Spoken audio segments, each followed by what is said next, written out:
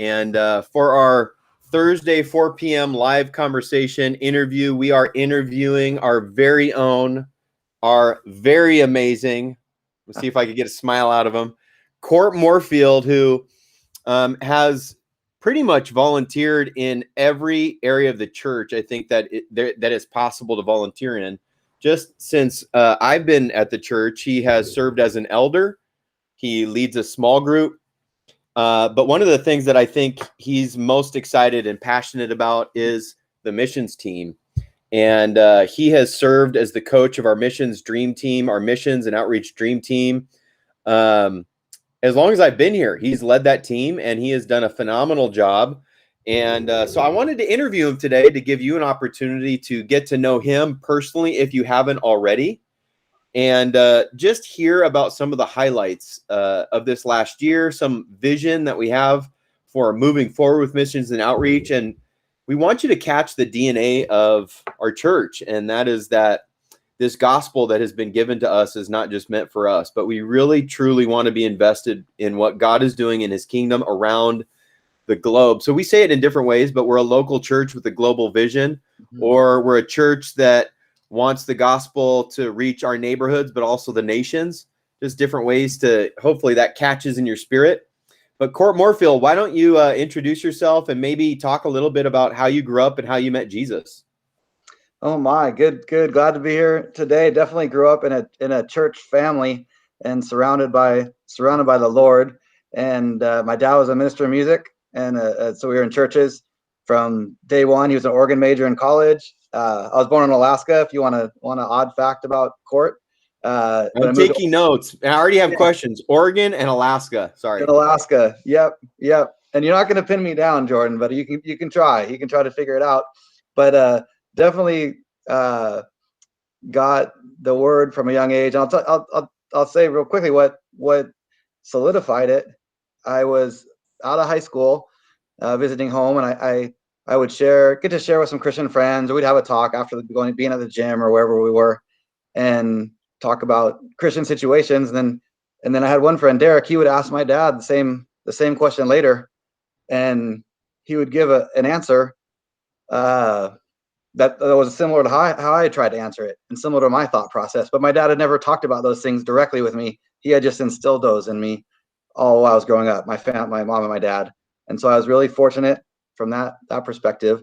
I accepted Christ when I was 8. I was Baptist. I was scared that I was going to go to hell, and that's why I accepted Christ at that moment. We had to pray every night for our sins, or else we might not make it to heaven that night if Jesus came back. And that wasn't the message they were giving me. That's what I got in my head. But really, it was after I found Newport Mesa and I was in grad school at UC Irvine when it really solidified. And I said, "This is my own faith. It's my own walk. It's not my parents. It's not." And Newport Mesa had a lot to do with that. And also, I was sitting on campus one day and I met a guy named Craig, and he had a Friday night Bible study in Newport Mesa, and he mentored me along. And I realized it was my own faith, and it was something I want to stick with the rest of my life and love Jesus and learn to walk with him and learn to be surrounded by how important it is to be surrounded by a fellowship of believers for myself, not because it was something I'd done the whole time. So it was really fun to realize that later, to realize that's what happened when I was, whatever that was, 22 years old. And so would you say that, Court, you had faith as a child, but there was really that moment that you had to come to that realization as an adult that this is the foundation that you wanted to build on? For sure, because I would compare myself. I look at how I compared myself to other people. I said, well, I go to church once every 3 months. There's a bunch of people that go not at all, and that church is a marker. It's not my Christianity. It's not my relationship with Jesus. After this realization, this transformation to making it my own, it was I go to church because I want to get closer to Jesus. I go to church because I want to be surrounded by believers, and I finally stopped comparing myself to these people that maybe never went or went less than me. That wasn't the key. Yeah. So you mentioned that you were born in Alaska. Do you have any memories from that? 6 weeks, Jordan. My dad was in the Air Force, and I know that I was born when they lived in a trailer. They lived in a trailer there, and I drove down the Alcan with a husky, with a dog that we had. But no, I've been back once when in high school we got to go back. So yeah, any fondness for Alaska is just from that trip and just knowing that it's a beautiful place and that you live there. Because I could 100% see you doing like a trip from Southern California all the way down to Patagonia and all the way up to the North Pole, Alaska. I'm in, especially right now. On a bicycle. We'll see. We'll see how this goes. I'm riding with Rudy tomorrow, Saturday, 80 miles. I heard his son. So what, 80 miles? That's what they say. There's lunch at the other end though, so I'll make it. Okay. So anyone who wants to connect with Court over a long 80-mile bike ride, he does that all the time. I know you also do motorbiking. Yep, got a motorcycle that I enjoy, and I was dirt biking. And dirt biking that I enjoy way too much. That's probably my second addiction. Following you guys at church around and bothering the church, being involved is probably my first addiction, and my second one is, and obviously family, but the dirt biking I can't stop right now. Too much fun. Now this interview, I don't know, it may feel like it's going in different places. I promise I'm going to try to follow the line, but there's so much that I could talk about with Court because he's always one of the most fascinating guys in the room because of his wide variety and diversity of experiences. But Court, one of my I don't know if it's a favorite memory or just the most unique memory is when you were at the hospital and I went and prayed for you and you had this. Like you had this thing happen because one of the other things that you like to do is go boating. So what happened? And did you almost die? It was only they turned out to be semi-unrelated, but it was 100% my fault that I was in the ocean on December 22nd in Newport here when it's cold out, diving under the boat maybe 30 times, just blindly trying to untie the rope because I said, "Oh, look at the pretty lights," and I turned the boat. I turned the boat over this mooring line, and I got the boat stuck. And so in the process of that, I got my feet cut because I tried to get it out. I got my hands cut and I ended up in the hospital 3 days later with a infection in my elbow. And yeah, so I almost other people have a lot closer, but you could say I almost died. Fortunately, I was here in the States, and I got 5 days in the hospital. I was better. And your visit, of course. So did anybody else? Did Christine visit you? Yeah, she did visit me. It was not a wake up call, but it was scary enough that she came to visit me and made sure I got the infection out and got my blood count back to where it was supposed to be. Well, I love watching you and Christine interact. I just think it's so much fun, and you have opposite personalities. But you met Christine in Newport Mesa Church. Could you describe that?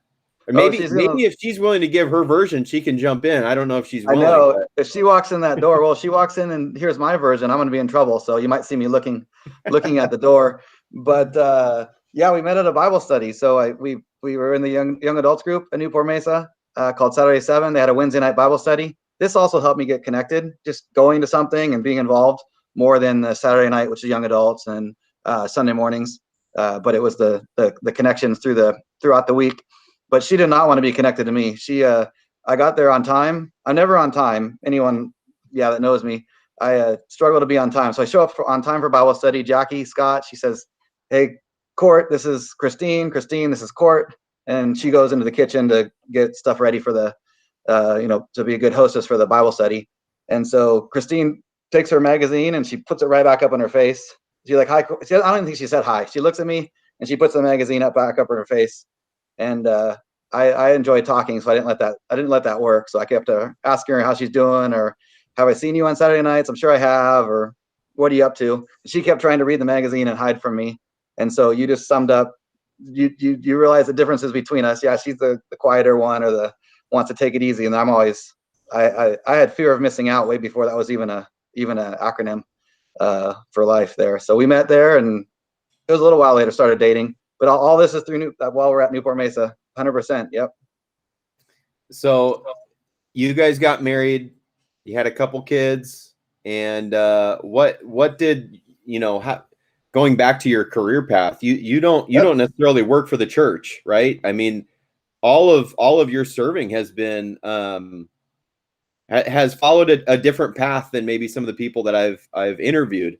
How have you fulfilled, and I want to say it very specifically, how have you fulfilled your calling while at Newport Mesa or through Newport Mesa alongside what you do as a career?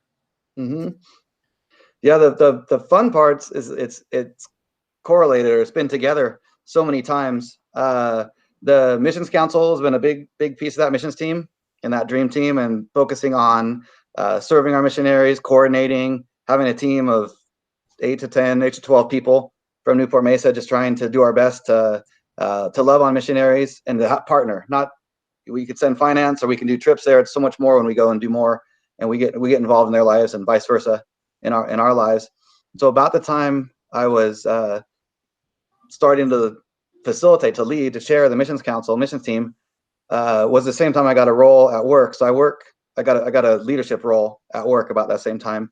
So I've gone through, like I said, I was at UC Irvine. I got my master's in mechanical engineering.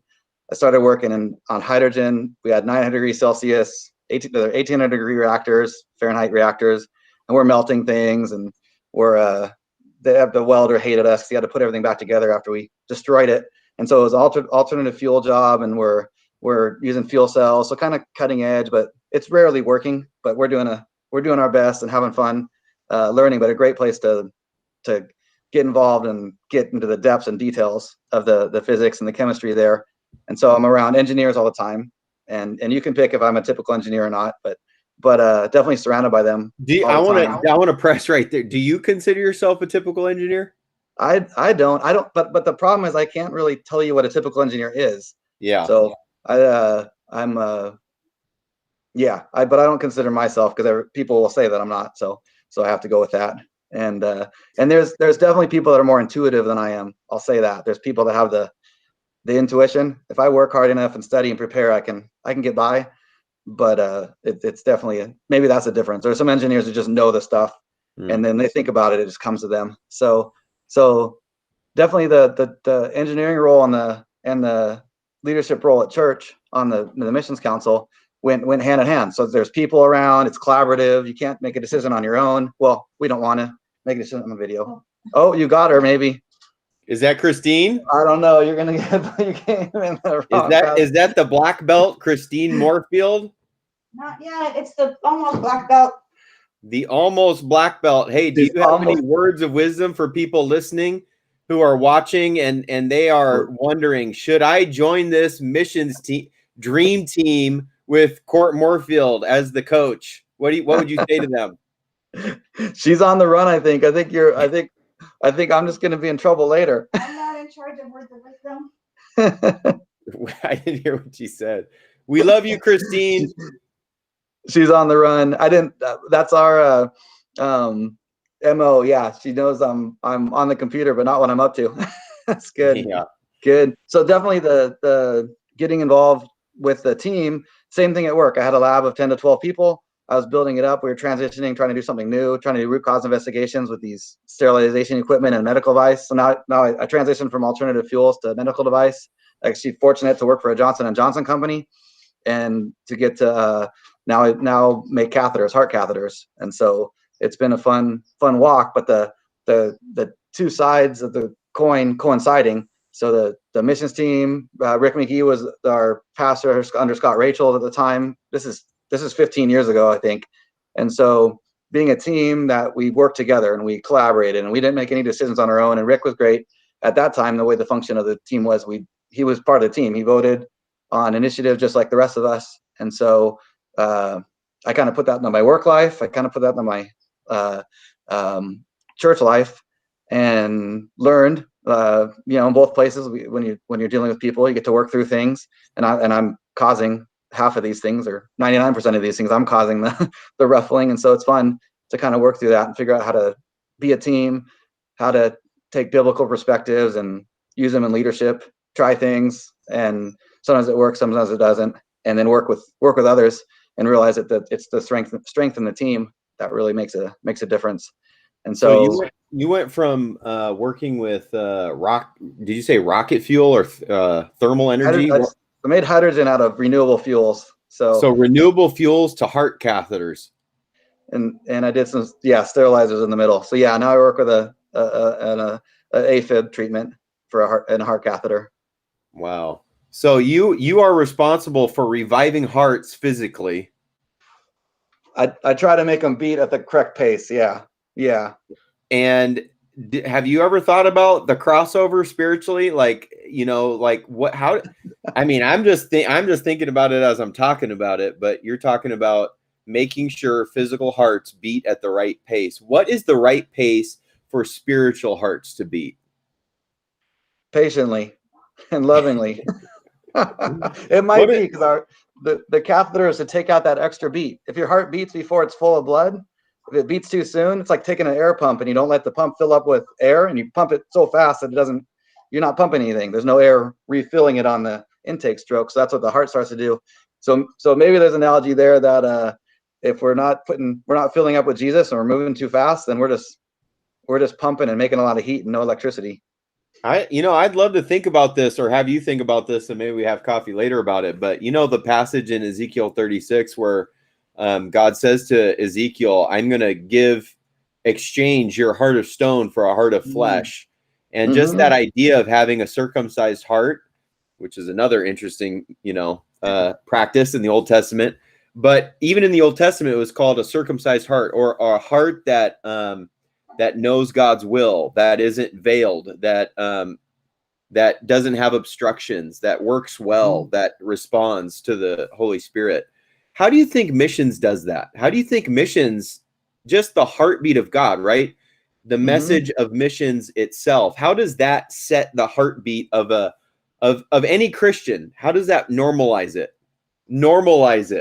Yeah, for sure. Well, I've been thinking lately about how I'm blessed, so I want to bless others. You could say blessed to be a blessing, but I think I've grown up with and you heard my background, growing up fortunate and been fed in a good way, fed Jesus, and started to realize that I wanted to do something about that, give back. So it's a thankful heart, a giving heart, and to foster that, you start doing something. You start giving. You start taking a week vacation and go to India or go to Haiti. Folks have gone to Tanzania. You get involved, and I've found that every time I get involved, whether it was those Friday night Bible studies or the gentleman I met at UC Irvine 20 years ago, I guess it would be, no more than that, but at least 20 years ago, or Sunday mornings at Newport Mesa, or anything you get involved with, God always, at the end of it, I always say, I'm glad I did that. And I'm glad that that time was fruitful. And you have to make choices on what you're doing, but that's always fruitful. So I think missions is definitely those trips, those giving. It fills you right back up.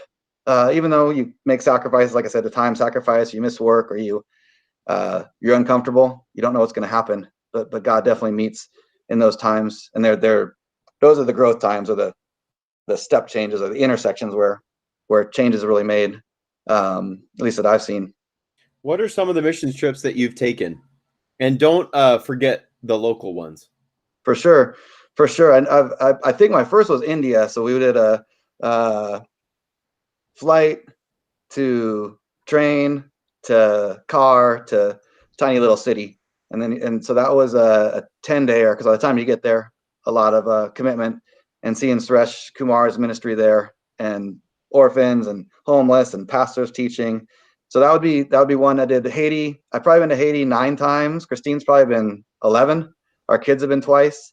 So like you mentioned, getting filled up on these trips that's impacted our whole family, and for sure been a blessing, and have some great relationships built from that. Been to Mexico on the house builds.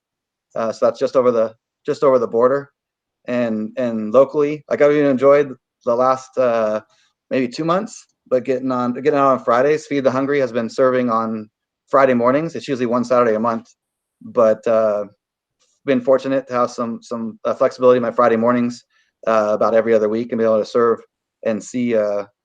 Man, I got to tell impact stories. It's raining, so we're at the crossing, which has a parking garage, so we can serve the food out under the garage. So Orlando works it out to be over there, but I find out we're on the second story. The first story is filled with homeless, because we're not used to the rain here, right? So John Begin, who we've actually supported this last year.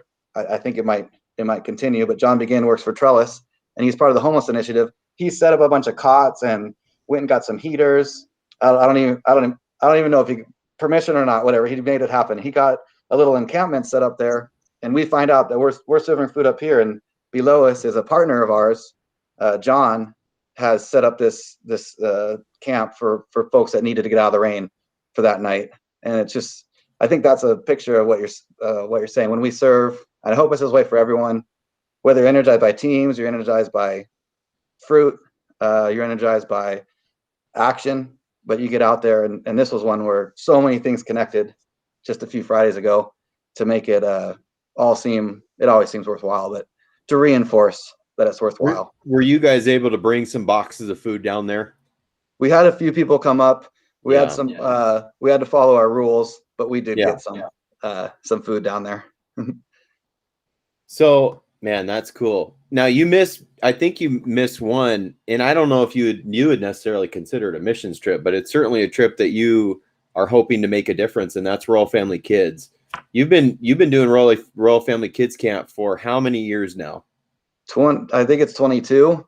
Wow. So don't go to a meeting where they ask you if you can use your motorcycle to hand out water, and then show up to the wrong meeting and they say, oh, they don't talk about the handing out water until the last 5 minutes, and they tell you, oh, you accidentally came to a counselor's meeting. We'll see you at camp. And so you got roped into camp because you were thirsty. Exactly. I feel like that's a spiritual metaphor of something, man. It's something. I just wanted to ride my motorcycle around, and by the end of that meeting, I realized that I was one interview away from being a counselor. So yeah, Royal Family has been great with the foster kids. You're right. It fortunately, unfortunately, it's just been a week on the calendar. It's fortunately because my schedule has allowed this. I know some people we serve in different ways. My schedule has been flexible enough to get that week every year, and to just know that I'm going up to help out with the foster kids for a week and show them a good time. I'll play with them just like, it's the normal week for me, just playing basketball and being outside, and then trying to obey the rules inside the dorm when we can. But somehow they promoted me to dean of the dorm, so I guess you don't have to behave that much. So you Court, I know you wouldn't be going up to that camp for 22 years if you didn't enjoy it fully. What do you enjoy about going up to camp? Holistically over those years, I've enjoyed. I can remember kids from my first year acting up, and I didn't know what to do, and them getting to see Christ, and they get to see Bible stories, and they get to see love, be loved on. And I don't know what level they know it. They're 7 to 12 years old. They know it though, and those seeds. And so I really love that, and that's what gets in your heart, and you don't even know it's in your heart. And so, but that's just reinforced within you, with a group of people that love Jesus and want to serve, and they see the fruit as well. And it's the whole week for me. The kids are what, they wake up at 7 or 8 in the morning. They're up till 9 or 9:30 at night, and then to me, right, then we get to hang out after that and hang out with the adults and eat snacks all till well, now we have a curfew up there, but I did hear that I'm the only person they said, this is a quote from a leadership meeting, I'm the only person that doesn't have to abide by the curfew, I was told. So I just have no friends at one point. So I have to sneak other people out. But and is there a taco truck that sets up shop at midnight or even after that? There's an equivalent. There's a milk cart, and the milk cart has chocolate milk in it. And so we stack up we're trying to become legends up there. We stack up the chocolate milk in a pyramid each night. And so no taco truck, but we definitely fill up on that and make sure we have some fun. So it's a good all around week every year, no matter what fun we have. I think the moral of the story is no matter what missions trip you go on, just make sure Court is on it, and you will be guaranteed to have a great time. I've heard you just need to take a long nap when you get back. You need 3 days to recover. So this is a quick question. How much time do you need to sleep every night? I mean, I want a real answer here. Real is change. I wish I was tough as I used to be. It used to be 5 to 6 nights, 5 to 6 hours a night. But I'll get I probably need 6, and then but I sleep more now. So I know people are tuning in. They're thinking, man, these guys are just talking about how much fun they have on missions trips and all these great stories. And missions isn't supposed to be about having fun, but it is fun when you're doing God's work. And what are some of the things that someone who is maybe thinking about doing a missions trip, either with us or with another organization, or maybe they feel called to missions? Court, what would you say to them? What do you feel like God will do in them to teach them, not just to teach someone else? What has God taught you? For sure, he's changed my perspective. I think that preparation. I'm all about. I think preparation is important, but I think if you don't prepare and you go on a trip, you're still going to be blessed. So you get more out of it if you can prepare. But I tell some people don't worry about it. Just get yourself there. Yeah. And I think that's a big part. That right here, that's it. One quote from my dad. He said, if your car is not moving, God can turn your steering wheel. You can turn your steering wheel all you want. If the car's not moving, it doesn't change your direction. So just getting out there and serving. And the big one for me that it fed back, it was realizing, and it was India, but it's each trip. And I'm trying to put this in my life right now. We're thinking about some local outreach initiatives even right now, and we'll see it Newport Mesa in the next couple months. And when I was in India, you serve all day long, and if someone comes up to you, you only have so many words because you got an interpreter, and so you get to know them, but you're not afraid to share God's love in that time you have.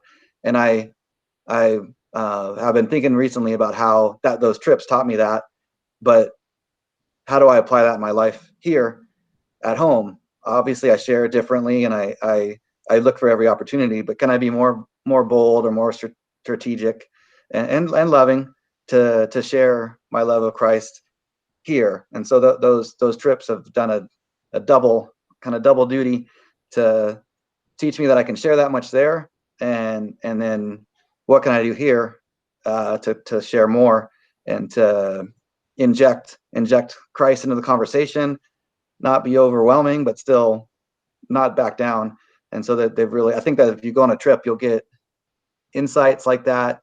You'll see God working through a team. You'll be flexible. You don't come back and say, we did exactly what we thought we were going to do.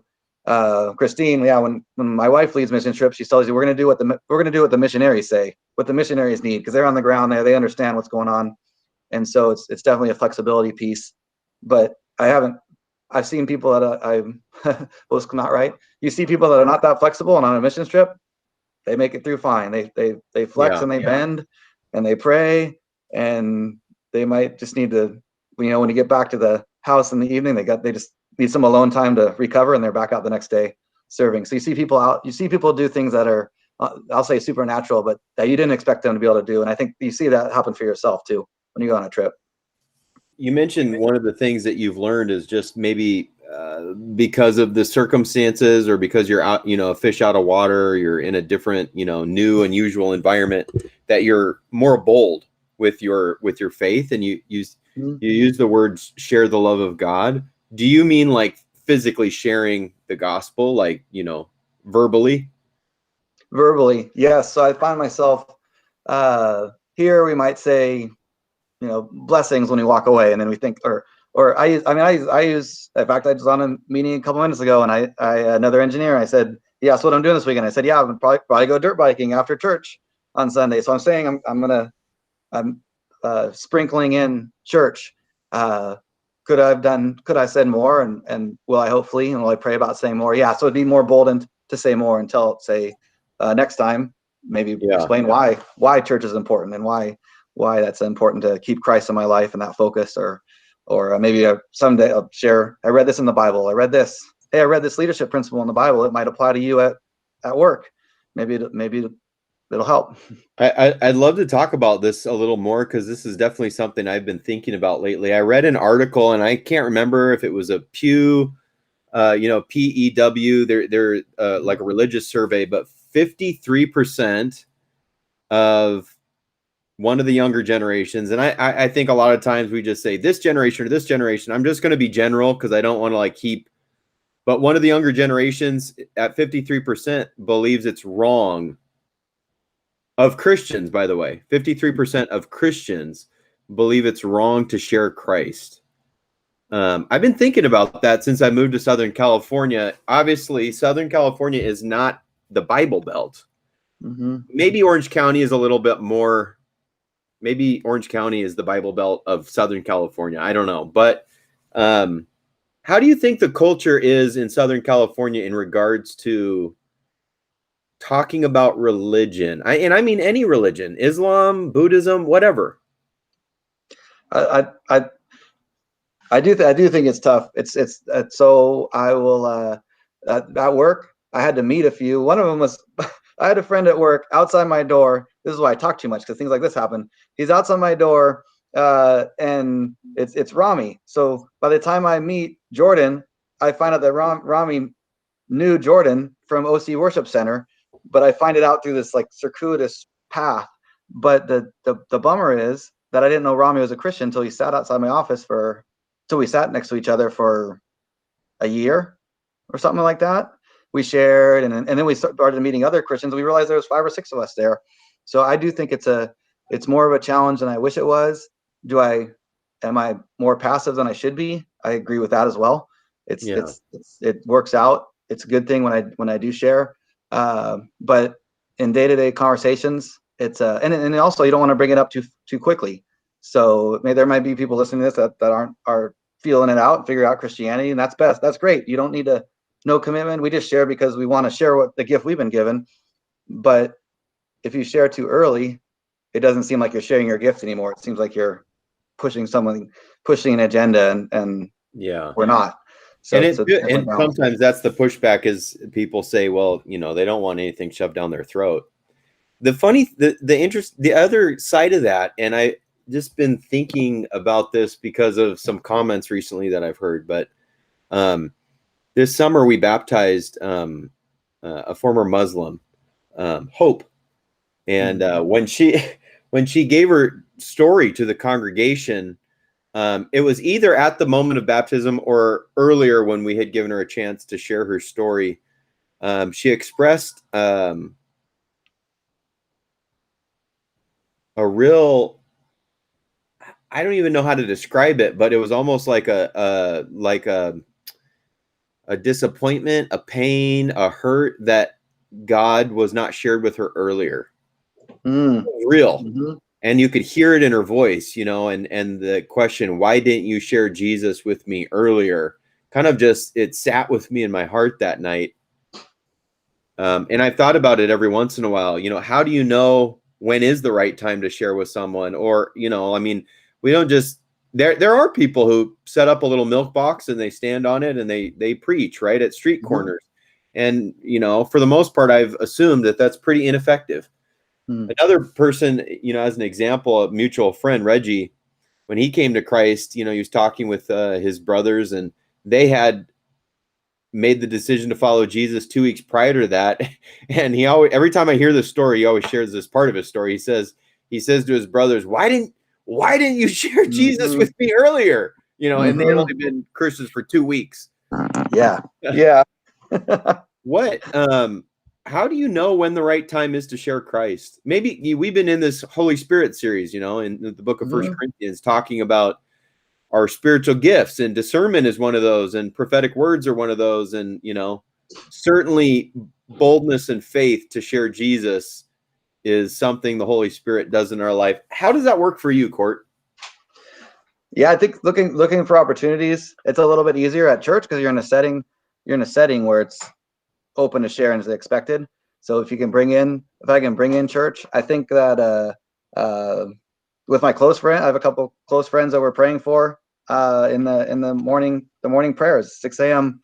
And so we're looking for opportunities there. And I spent a half an hour with one of my buddies because I'd asked him about what was his worldviews and how did he see the world going from a broad perspective.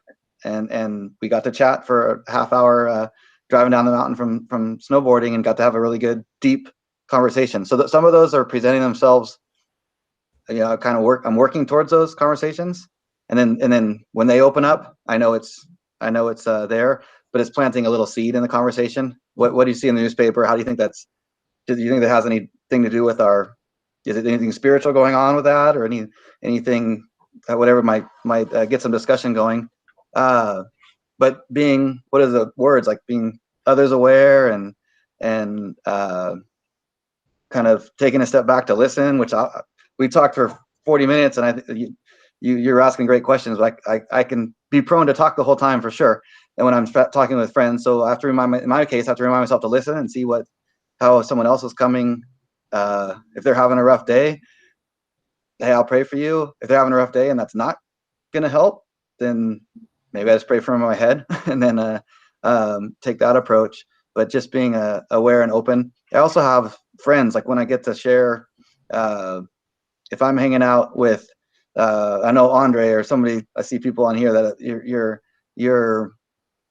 in tune together, and then it's even easier because you get a kind of nudge from each other, and you say, hey, I feel like we could share right now, or let's set up some time soon to share and get that moment. But definitely, I like what I'm relearning and always learning more with the Spirit's nudges. We're so busy and we're so anything can become a vice, and so we're trying to take that time to listen and then not nudge off the nudge. it's be reminded to share. So even talking about it right now, I can already tell it's helping me, seeing encouragement in the chat and knowing that in the next few days this will be on my mind. So I think that's like I said a few things maybe, but one other important thing is to have Jesus on your mind. When Jesus is on my mind, I share a lot more. When I get busy and I work 3 days straight and I got deadlines, it happens, and I get deadlines for 3 days and just pretty much work and sleep and eat, and then that time goes by. I need to rejuvenate myself back in the Word and back in the with you guys, with the church.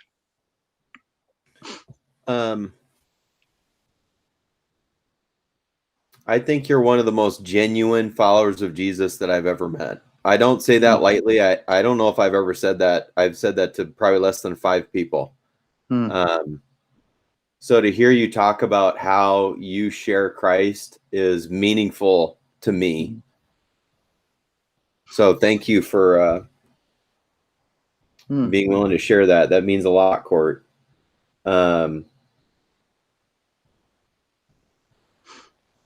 would you say to someone who is listening and they truly they want to share Jesus with their neighbor or their coworker, but they're afraid?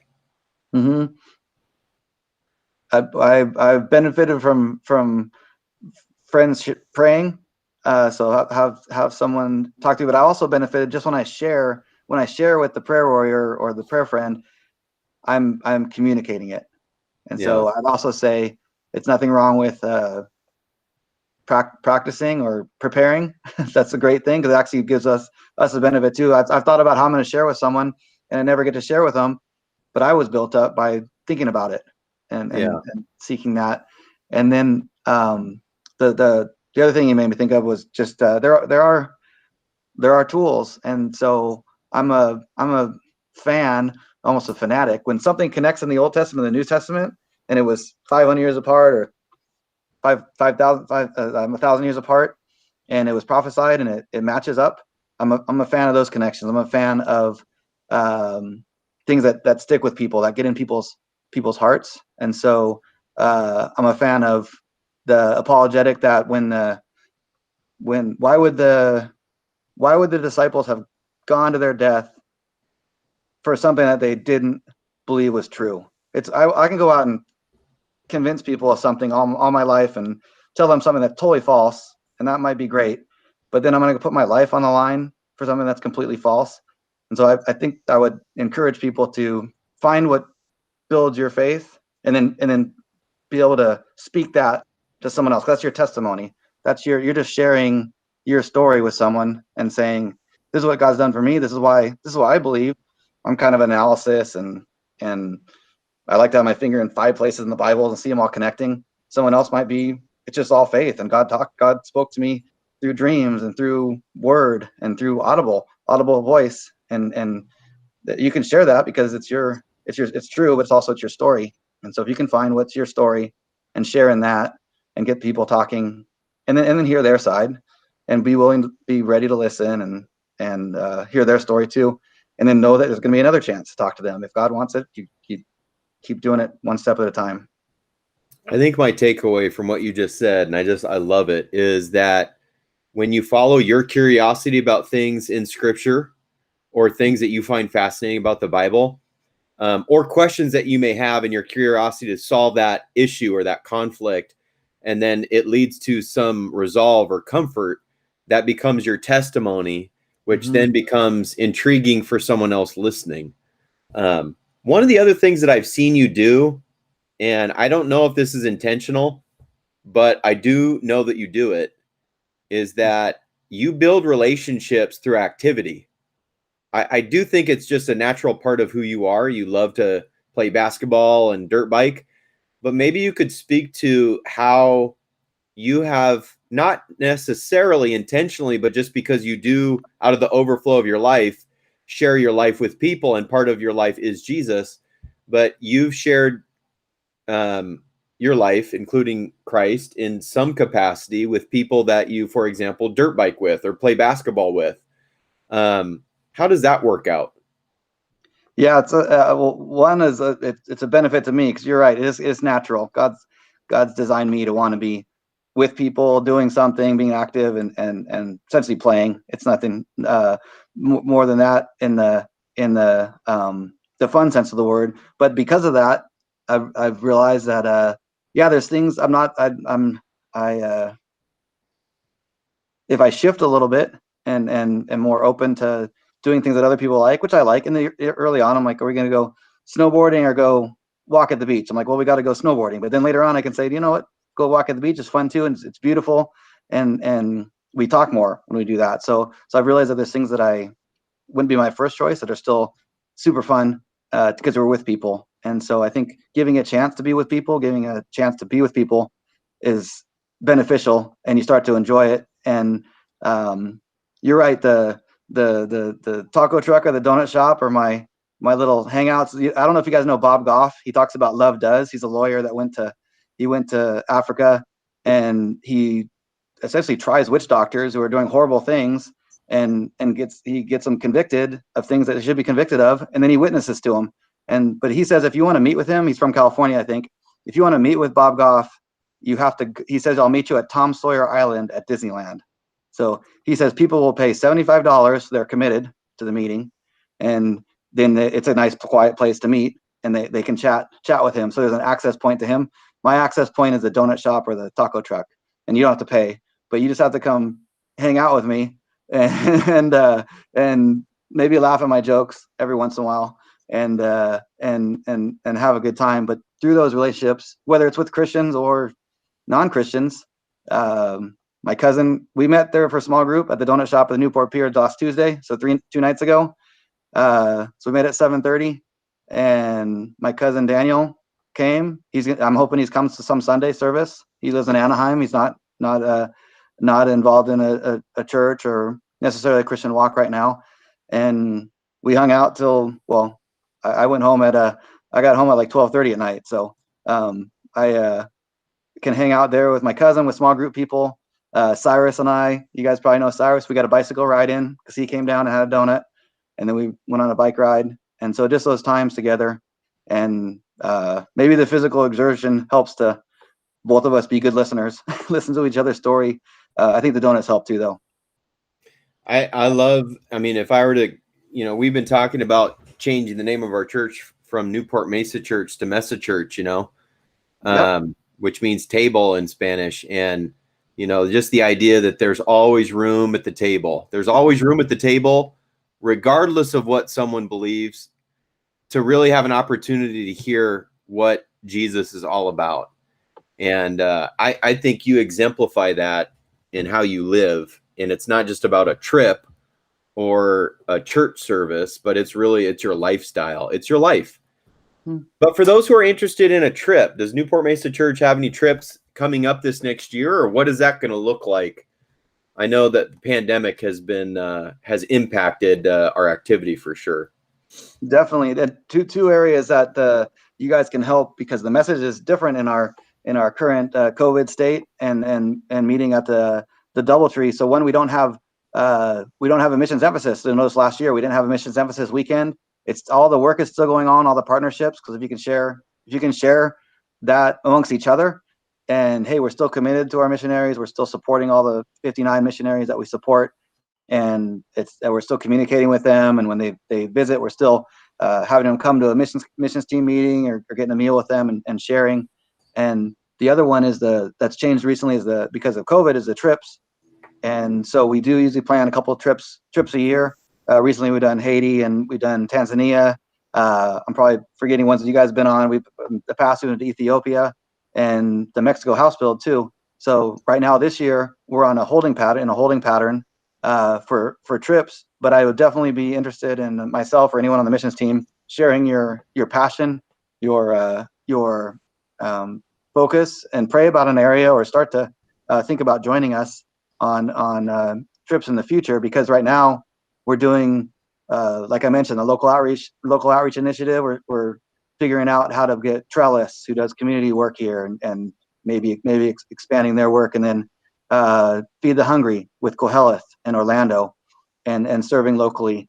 And I've been talking to people who are doing it on their own. Tina Gentry goes over to Charlie Street and serves, and we saw those men get baptized. They came, I'm gonna say because of her, because of God, because of Tina's work, they came to our services and they got baptized out on the lawn. And I didn't know they were coming back up in that little trough that we had. But Jordan did a good job, and whoever else, to get them baptized and back up out of the water, and their faith renewed. So there's lots going on.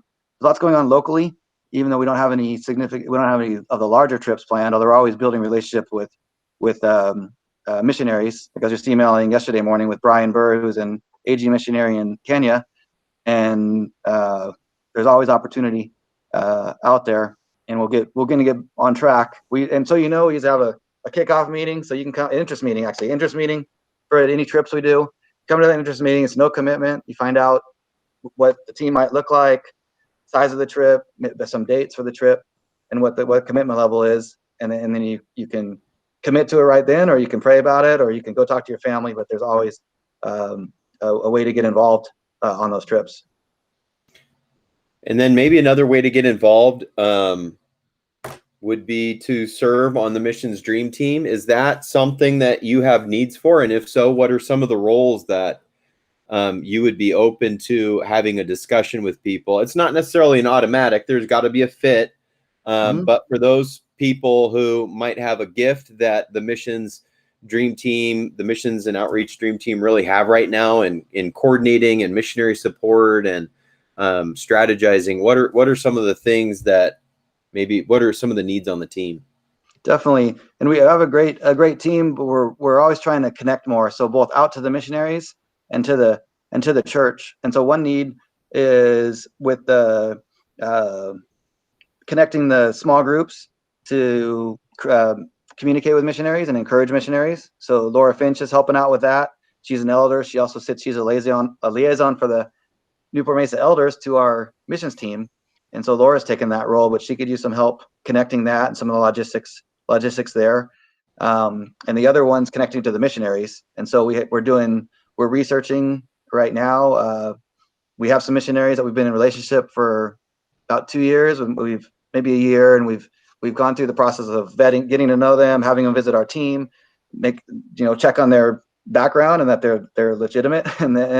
And so we're revisiting those relationships and learning about them. So having someone on the team that could constantly look at needs and go through newsletters and reach out or call or email missionary and say, we'd like to know more about you. Someone to coordinate that would be amazing for the team as well. There's a lot of you can do more with more people, and so some of that takes the manpower, the woman power to get it done. Is so maybe someone who is just listening, maybe they have administration and even communication gifts. They can write emails. That sounds like that's actually a need. Definitely. It falls as you guys know, you get a team, and we're a little light on our team right now, just in general. So it's great you bring this up, Jordan, that we're building into the future, and we definitely a strong team. But we need, if we want to do everything we want to do, then we're going to need a few more people upcoming.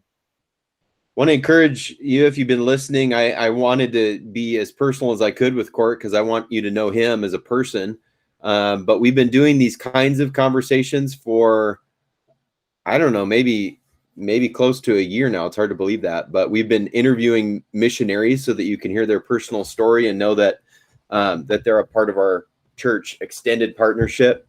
But we wanted you to hear from Court because he is really one of the main people serving in this area of keeping connected with all of our missionary family. And that's a huge part of what our missions and outreach team does, is it makes sure that we're not only financially supporting missionaries, which we do to the tune of about $10,000 a month, but that we're personally engaged in these relationships. And it's very important to us. Not that we are a missionary sending agency, but that we are a church that has relationship with these missionaries, and we want to do what we can to keep them in prayer and to be faithful in our support, financial support of them, but also just relationally. And our church has had a long history of relationship with sent ones or missionaries. And so it's neat to see the personal relationships continue to develop. So Court and I are going to do this. We're going to try to do this at least once a quarter, just to give our congregation a chance to interact. This is definitely more than a 5-minute window. And it's fun because people can watch it later. So, but we're going to do this again. And so if you have any questions or comments or thoughts or visions and dreams, I just want to encourage you. You can contact Court. I tagged him, so you can send him a message on Facebook and, set up a time to connect with him if you have a missions question. And maybe it would be appropriate for us before we close it out before 5 p.m. To pray for all of our missionaries. And, around the time of, I believe, December, and this may have only been approved after that, but our elders approved a request from our missions dream team to send an additional Christmas offering or winter offering to all of our 59 missionaries. What was the total on that? And what have you heard anything back in that regard? For sure, the total dollar amount was I don't know if it was $13,000 or $15,000 in the end, and so it was a significant gift. It's I know some of the why you might ask, but we were able to do it because of everyone's generosity and giving, and continue to give during COVID. And some of the things that a few things that we didn't have, like the missions emphasis, we put that on at the church. This time we were able to give it out to the missionaries. So that was a big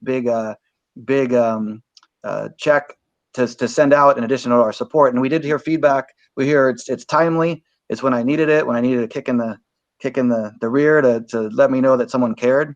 I know one of our own, Carla Gattel, reached back and said that it was a time when they could use the extra funds, and they'd been praying for some extra needs, and then it showed up, and she shared that, and she wrote a very kind email that's probably worth sharing even more. But we shared it with the missions team, and it's the church. Anytime we share that, we know it's the church's heart.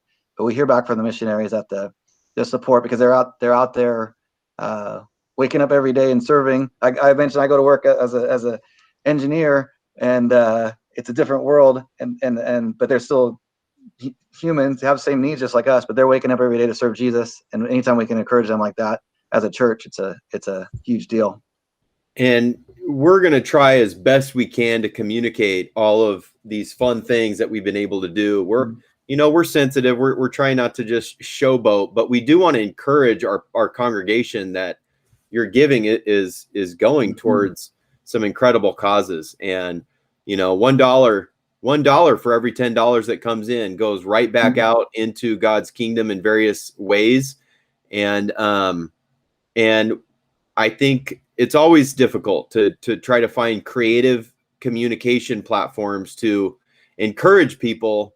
We certainly don't want to embarrass anyone but we want people to know that that your giving makes a huge difference. And I know those missionaries are so grateful. And I know, every time I get on an interview with them, they are just so appreciative of the years of faithful financial and spiritual partnership.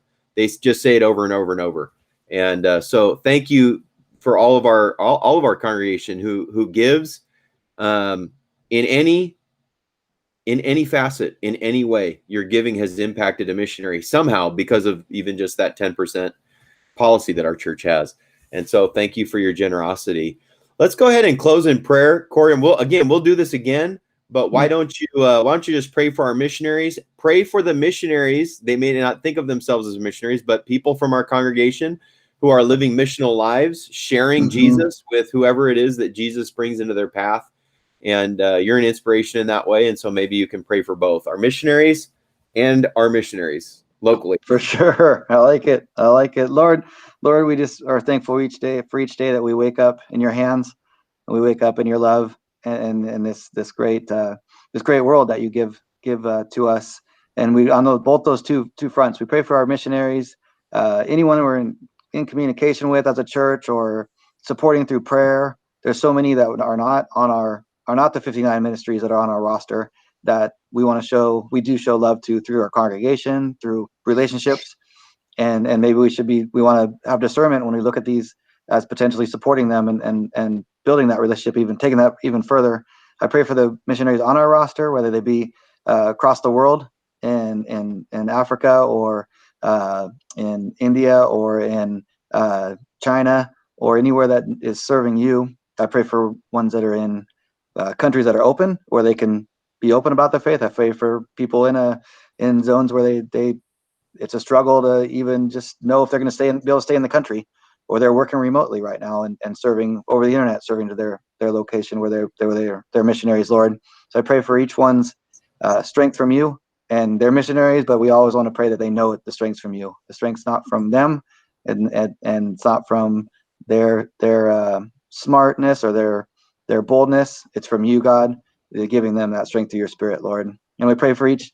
I see folks on this call right now that are serving you and our missionaries in our local area every day, and they know that planting the seeds and taking a box of food from Feed the Hungry to a motel, or to sharing over a meal, to reaching out and inviting someone to a small group, starting a small group for people that are maybe less fortunate or have no biblical background, that can just take in your word, God. And I pray for those missionaries that are serving daily, and that you'll strengthen them, give them your word, give them your newness in the Bible, a newness in financial blessing, relational blessing, if they need work blessing, everything that you can give. And through your strength, God, we know that's from you. We want to honor you as a church, and with all our partnerships to all the missionaries, both abroad and locally, Lord. Pray this in your name, in your holy name. Amen, Lord. Amen. Hey, if you've enjoyed this or you want to send this to someone, feel free to share it. If someone got a shout out and you want to make sure that they, hear how we talked about them, send them a link. We would love for them to know that we love them. And I think it's whatever we can do to just spread the fire, spread the love. And Court is great. I'm grateful for Court and his time this afternoon. And we want to just say, God bless everyone. Any final words, Court? Go be God's people, and thanks for listening to me. Yeah. Thanks for putting up with me. Everyone. Yeah. No, that's great to be able to pray for our missionaries, and I love sharing, but it's neat when the intersection of our lives meet Christ, and so I appreciate being able to share about that. Amen.